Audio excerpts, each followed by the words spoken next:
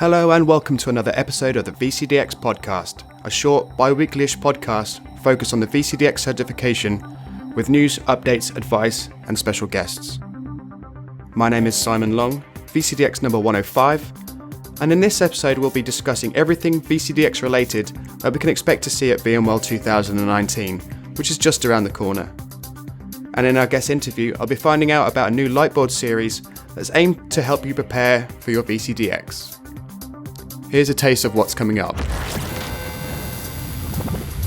If you open up the blueprint and you see all this stuff about, conceptual designs and logical designs, and well, you might get a bit overwhelmed. So we decided to record some videos. Plan well in advance and give people a lot of notice if you want them to come and be a mock panelist for you, or you want them to do a review of your design. I really prepared well. I think I did over 10 mock defenses, so I came in pretty confident, especially that my mock defenses on the areas I felt short up front. So I got in really confident, and I enjoyed every single minute of it. So let's start with this week's news and updates. Carl, it's a pleasure to have you on the VCDX podcast. And for those of you who don't know who you are, can you give us a quick intro? Sure. Thanks, Simon. It's good to be here with you as well. My name is Carl Childs. I am the Senior Manager over Certification for VMware, for Global VMware. So I work not only with the different certification programs, but also directly with our delivery vendor, and then with our badging program as well. Great. That's been growing a lot lately. I've seen a lot more people, certainly on social media, posting all their newer claims and things that they've been coming out. So that's definitely seen a lot more of that lately. So as usual, VMworld has come around again so quickly. It doesn't seem that long ago that there was a call for papers, which I think was back in March. And here we are heading into August, heads down, trying to figure out everything that we should see and do this year at VMworld. So in terms of VCDX, what do we have in store this year? Well, we do have our annual VCDX Town Hall and our workshop. So this is an event that we've been holding pretty much every year before VMworld in the US for the last several years. We have our Town Hall, VCDX Town Hall, which is invitee only. Okay. So once you've earned your VCDX, it's a special benefit for those that have earned that credential. And they're able to come. We bring in our executives. In the past, we've had Pat Gelsinger. He actually enjoys, so our CEO of VMware, he enjoys coming to it. He loves speaking with the VCDXs. I think he likes the challenge of the questions that VCDXs ask. So you definitely get a few tough ones, don't they? Yep. They like to ask him for things. So there's a special benefit there. We'll have Pat come in, and we have our CTO panel, and we actually have, I'm not going to quite spill the beans yet, but we have a new invitee as well. Last year we had a special guest of Michael Dell that came, which was kind of cool. This year we have a different special guest that we've never had before. So it's kind of fun to give that benefit. It gives a chance for VCDXs to ask, very specific and targeted, not only roadmap and future direction, where things that they're sharing at VMworld, and it gives VCDXs a little bit of a sneak peek, at least a day notice in advance, but or more. But it's but also an opportunity to talk very specifically and very technically with these high-level experts as well. So it's a neat benefit for these VCDXs to come, and we treat them nice. We give them a nice lunch and an almost as nice breakfast to come. That's definitely one of the things I've enjoyed quite a lot in the town halls in the past is having all the VCDX collectively in one area and having a beer with them afterwards, or in this case maybe a breakfast beforehand. Just so, because we're all busy, we're all around the world. It's nice to have a lot of them all in one place to catch up and things. So that's another added benefit. Yeah. Good, and I appreciate you saying that, because it's a good opportunity for networking as well. We have swapped it. In the past years, you mentioned that it'll be a breakfast and lunch this time versus lunch and a little cocktail hour after. So we put the town hall in the morning this year. We typically had it in the afternoon to try not to conflict. A lot of VCDXs participate in other events, and so we're opening that up. But then in the afternoon, we will have our VCDX workshop, and that is of course open to anybody that's interested in pursuing their VCDX. If they're on the path, if they just want to find out more, if they're working on it today, if they've tried it in the past and maybe haven't succeeded and want some additional pointers. And so the workshop is in the afternoon, is presented by one or more VCDXs. Typically at VMworld, we have others that come in because, again, it's a great networking opportunity. Yep. So typically we've had, 3 or 4, sometimes 6 or 7 other VCDXs. You've said in it before, Simon. Yep. And it's a great place for interested candidates to ask VCDXs directly, some of their experiences. Yeah. But our workshop attendees are also invited to our lunch. So it's a great opportunity to network with our VCDXs at that lunchtime as well. Oh, that's great. I think a lot of people who are looking to maybe be a part of that workshop would really benefit from having access to some of the VCDXs at that lunch as well. And maybe have a chat with them, and possibly if you're looking for a mentor, some of them may be available to mentor you as well. So it's a great place. That's right, yeah. And a lot of them are very eager to help. Yeah. And those are, by the way, those are both open for the town hall if you're a VCDX, and then also the workshop, even if you're not registered for VMworld. So typically if you're in town, you're probably going to VMworld, but just in case, those are open. You can still come to those. They'll be located in the San Francisco Marriott Marquis, so not right at the conference center, and so you can sign up. Great. And come in. So what I'll do is I'll stick the sign up for the workshop in the show notes as well. So anyone interested in going to the workshop on the Sunday afternoon, you can sign up with that link. And I think, as you mentioned, the town hall is invite only to all the existing VCDXs. So if you are a VCDX and you are listening to this podcast, thank you. But also check your email out, because I know I received my email. And if you didn't receive anything, just drop Carl an email. VCDX@VMware.com. That's absolutely right. Yeah, let me know for sure.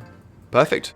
And then we also have, so those are before, those are on the Sunday. So that's August 25th. Yeah, get that date right, August 25th. And then VMworld officially starts, I guess, on that Monday. But it is during VMworld. So for those of you that are coming to VMworld, within our certification area, our education and certification lounge, we also have different presentations. And during the week, we'll have to look at the agenda. I'm not sure exactly which day it's on yet, but I'll be delivering a certification presentation that'll talk just about our overall framework. And so, of course, I talk about VCDX.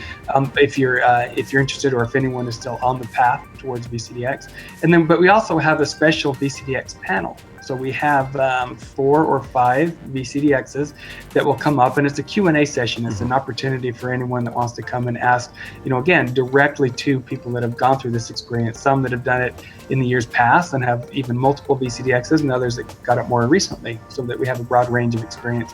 And you can ask directly those questions to those panelists. Yeah, great. I think I remember attending that last year in Vegas. I remember sort of standing in the background listening to the 4 panelists you had up there, and it was a good crowd of people joined in, and there were some really great questions asked. So yeah, as Carl mentioned, if you are looking to do the VCDX soon or in the future, and you want to, and you maybe can't meet on the Sunday, there's definitely opportunity there to sit down, listen to what the panelists have to say, and ask them their questions.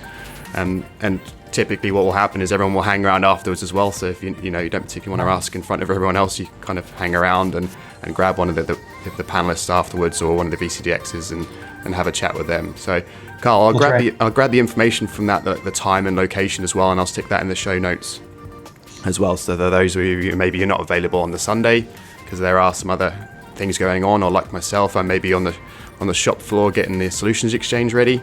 It'll be a good time for you to sit down and ask some questions of some of the VCDXs that will be at VMworld this year. So that's a really good one, Carl. Thanks. Good. And of course, I'll be there all week as well at that in that center, so you can always grab me. Yeah, I always see you walking around because it's quite dark normally in the area, especially at Vegas. It's always dark, and I always see Carl just wandering around in this certificates area, and I was like, oh. have you seen any sunlight this VMworld? Going, nope, just been here. So it's definitely a good place to catch up with not just yourself, but anyone else, certification related as well. So it's a good place for a good source of information, definitely. Okay, Carl, that's great. Thank you very much. There's lots to look forward to at VMworld. I know it's normally a very hectic week for everyone involved, but a lot of good opportunities to learn and network. So I'll be there as well. I'll be there on the Solutions Exchange, and also I've got myself a full pass, so I'll be attending some good sessions, hopefully trying to learn some more. So I will see you there, Carl. Thank you very much for joining us, and excellent. I'll speak to you soon. All right, thank you, Simon. Appreciate it. So you're listening to the guest interview on the VCDX podcast. And this episode, we have an extra special guest interview as we have not one, but two VCDXs. So who are this week's special guests? Give me your names and your numbers. Yeah, my name is Johan van Amersfoort. I'm VCDX 238. And my name is Jeffrey Custos, and my VCDX number is 252.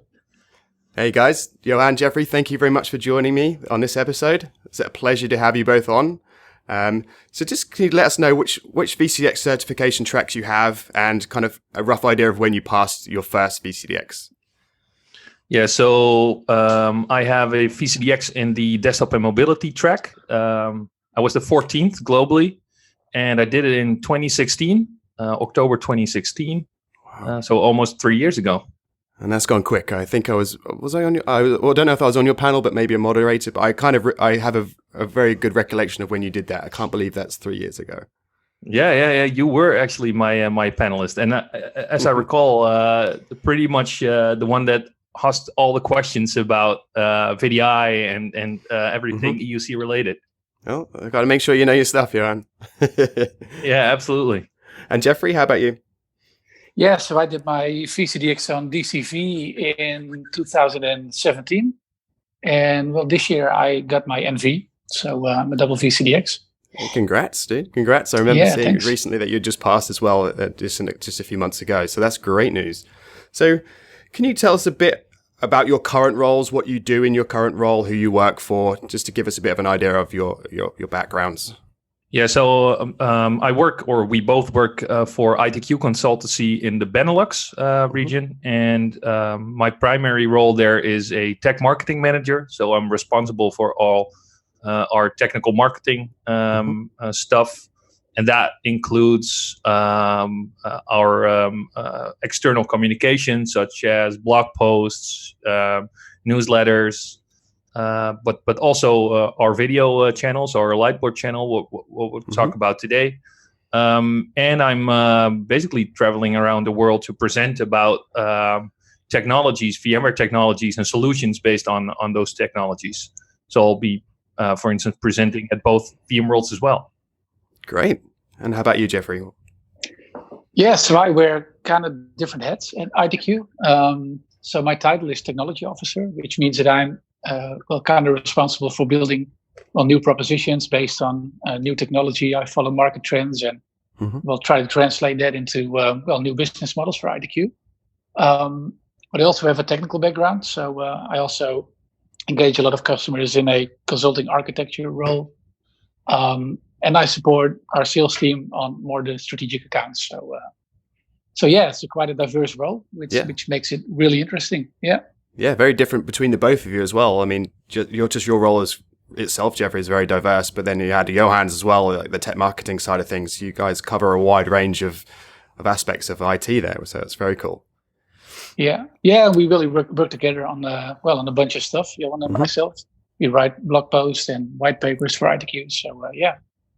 Very cool. So the reason why I've invited you both onto the podcast is to talk about something very cool that you've just announced and that I feel would be a huge benefit to people preparing for the VCDX. So can you tell our listeners what you've just announced?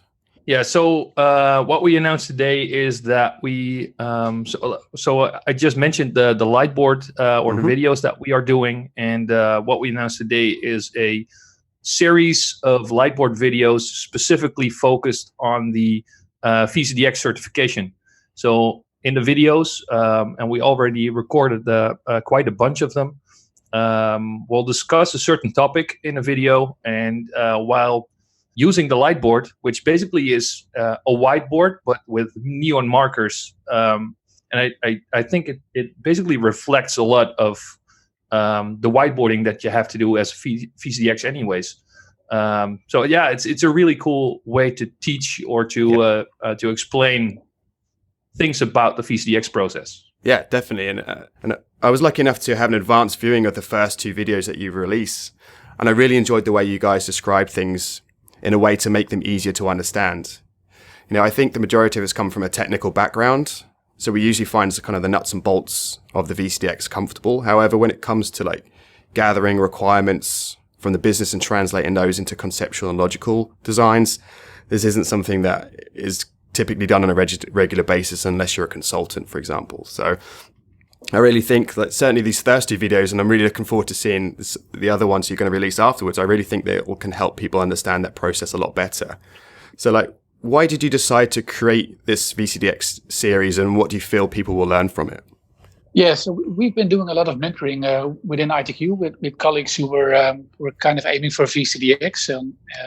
And well, Johan and I were discussing that this would be a really good opportunity to use a lightboard and to really explain and dissect all the different topics in the blueprint, to obtain your VCDX, because it can be quite challenging if if you open up the blueprint and you see all this stuff about conceptual designs and logical designs, and well, you might get a bit overwhelmed. So we decided to record some videos. Yeah. No, I think they're going to be very beneficial, and I'm more than happy to hold up my hand and say, look, when I first started looking into the VCDX process, I didn't necessarily fully understand the best way of doing a conceptual design or a logical design.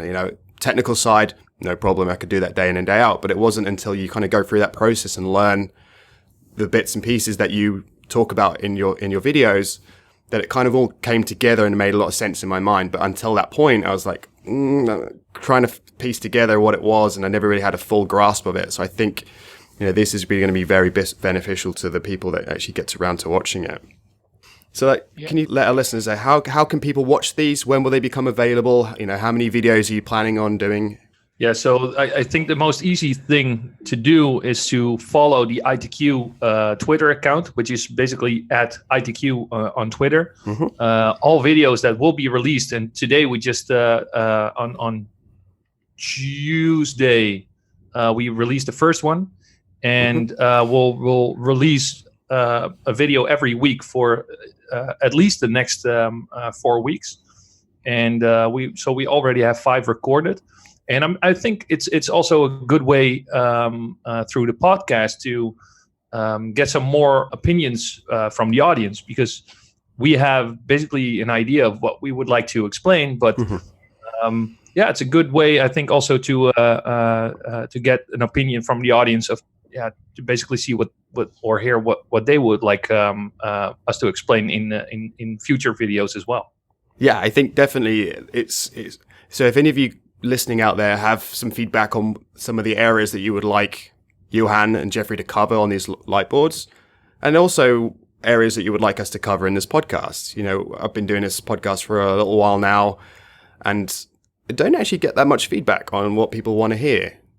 There's a lot of people out there that have a lot of questions when you meet them, but when you actually ask people, like, what do you want me to cover? You don't really get a lot of feedback. So the more feedback we can get, the more help we can give, essentially. So don't be afraid to come forward and say, look, I don't quite understand this part here, because there's a strong possibility other people won't understand that as well. So we want to make sure we give you all the tools that you need to help you pass your VCDX. So definitely give myself, Johan, and Jeffrey feedback of what you want to hear, and we'll do our best to kind of help you out on those.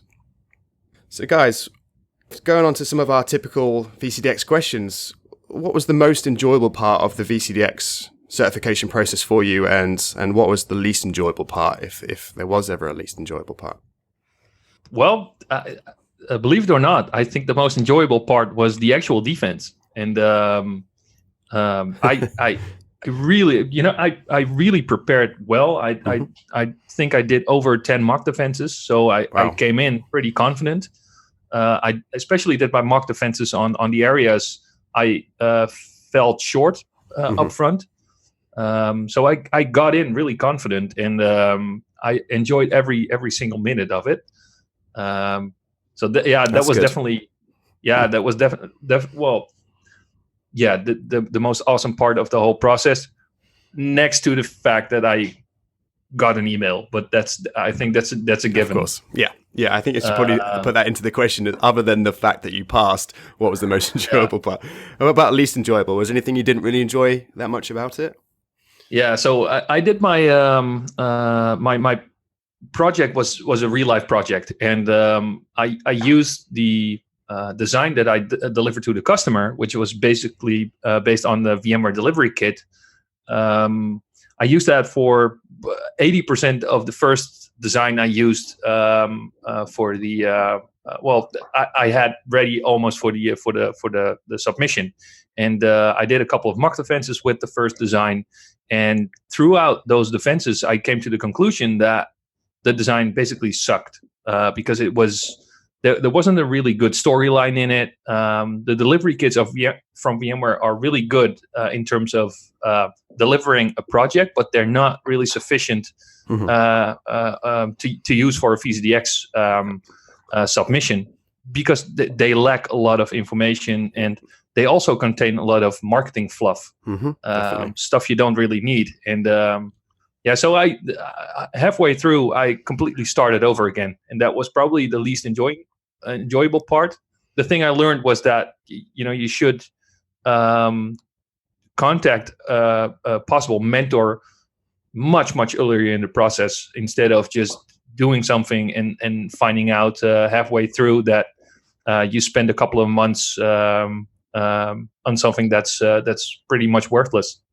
That's a great tip. Yeah, I definitely agree. Like finding a mentor from day one rather than kind of waiting until you've got 30 days before your defense is definitely a very good suggestion. And how about you, Jeffrey? What was the most enjoyable part and least enjoyable part for your VCDX?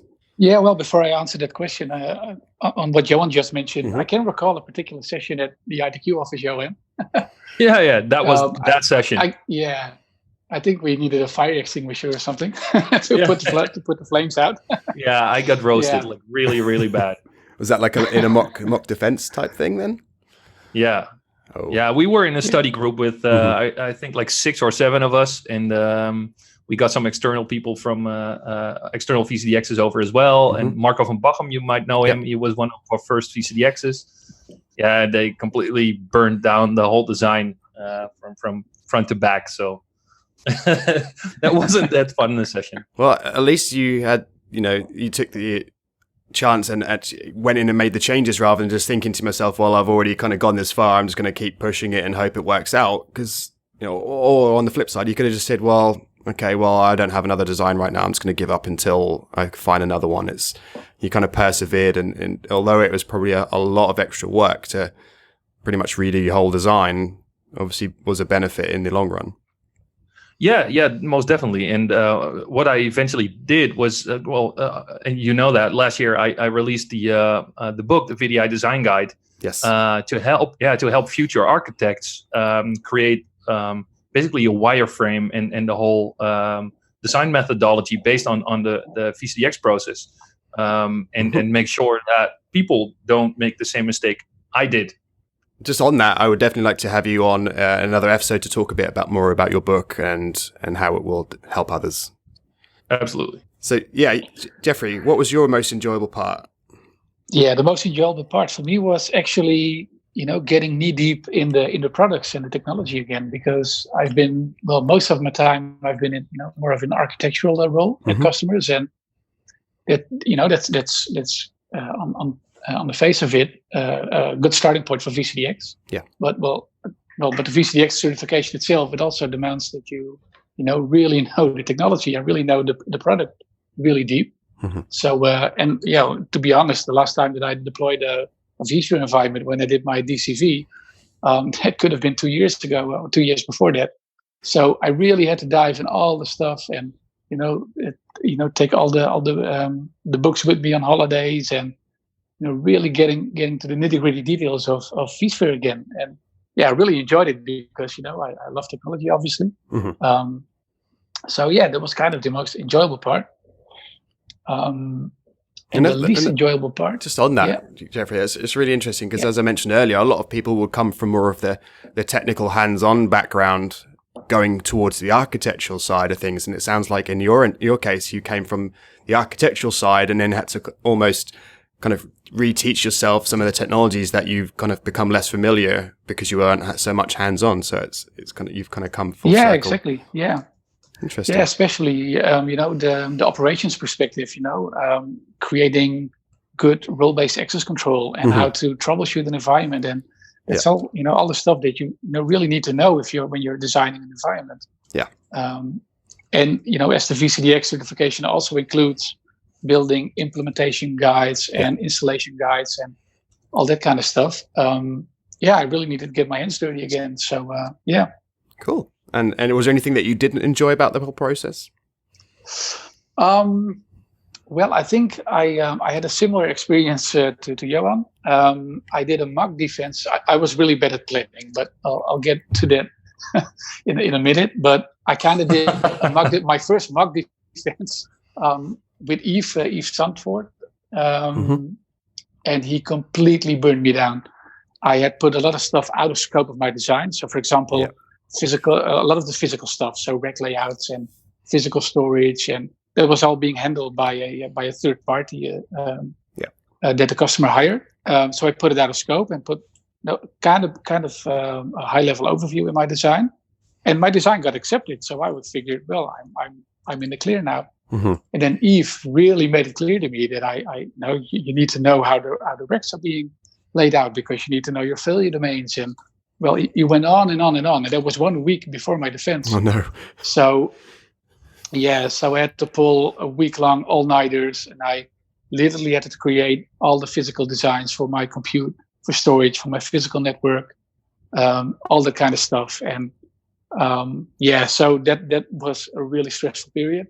So you can imagine my relief when I finally pulled through and got my VCDX on my first try. So Yeah, I can imagine that was a little bit stressful. I mean, and it's a similar situation to Johan is, when you finally get around to showing someone your design and what you're planning on submitting, the feedback maybe is not what you expect. It's making sure you leave yourself enough time to make changes to it. Whereas yours was very much last minute. Johan had time to go back through and change everything and make sure everything was good and ready to go. So I think it's very important to start the review process and the mock defense process as early as possible. And, as much as we don't like to have to do those things, leaving them to the last minute could end up very stressful, like it seems like you had, Jeffrey. Yeah.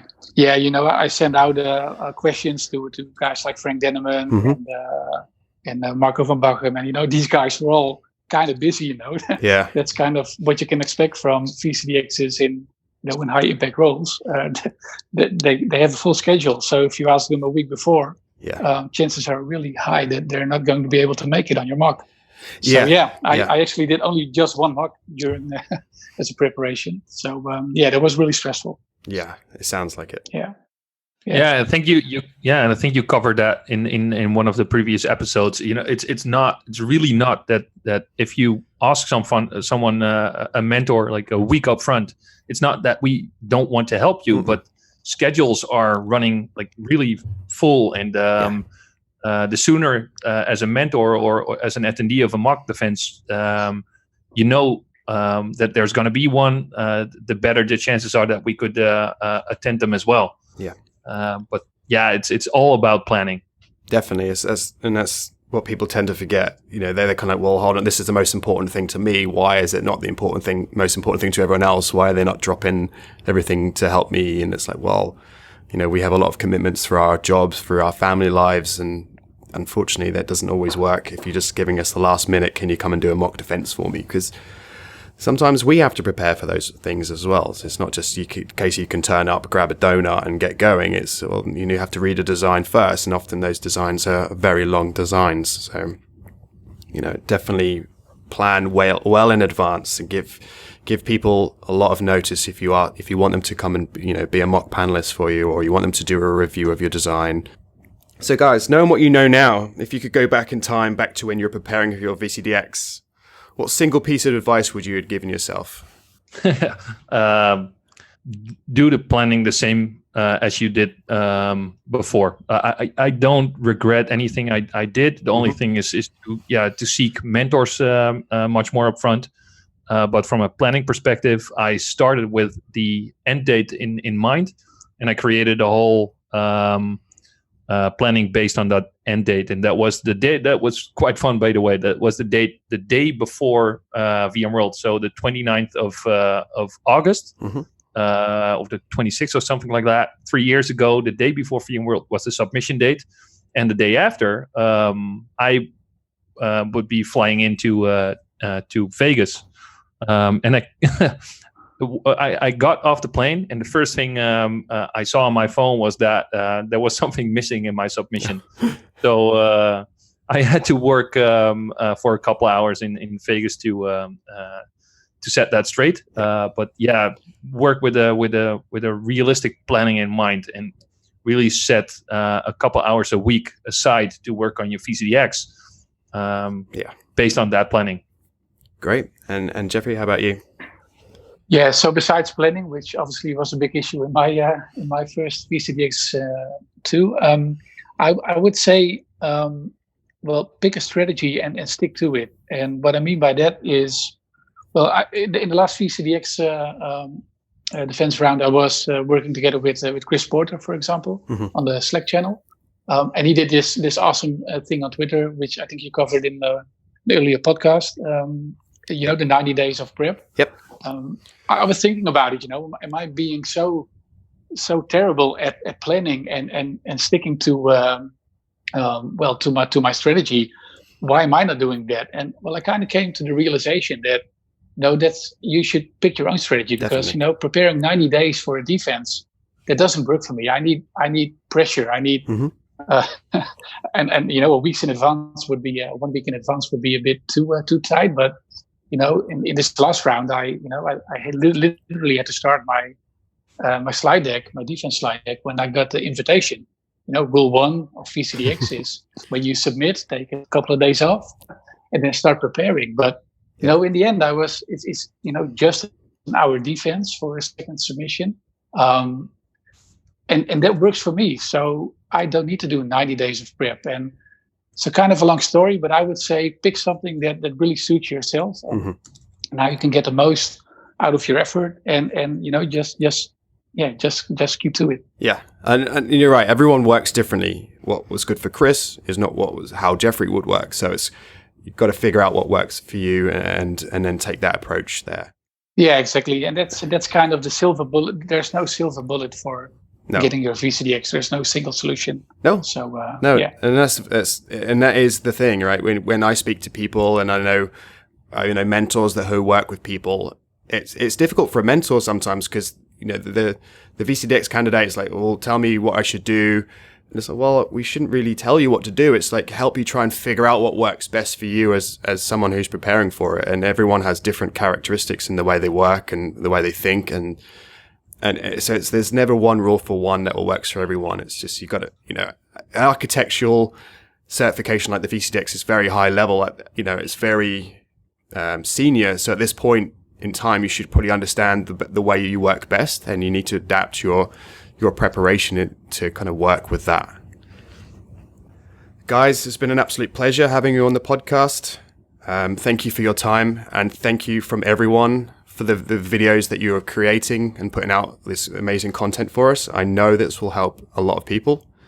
I'll be sure to include links into the show notes to the Twitter account, to the YouTube account. Definitely, if you wanted to follow this, subscribing to the YouTube account will give you notifications as well every time these guys post a new video. Absolutely, and looking forward to meeting up in VMworld. Yeah, I know, right? It's like 3 weeks away, I think. So it's coming around very quickly, and I'm really looking forward to seeing everyone there and catching up with yourself, Johan. Jeffrey, sorry you won't be able to make it this year. If I can get over to Barcelona, we'll definitely have to catch up and have a quick beer when I'm over in Barcelona.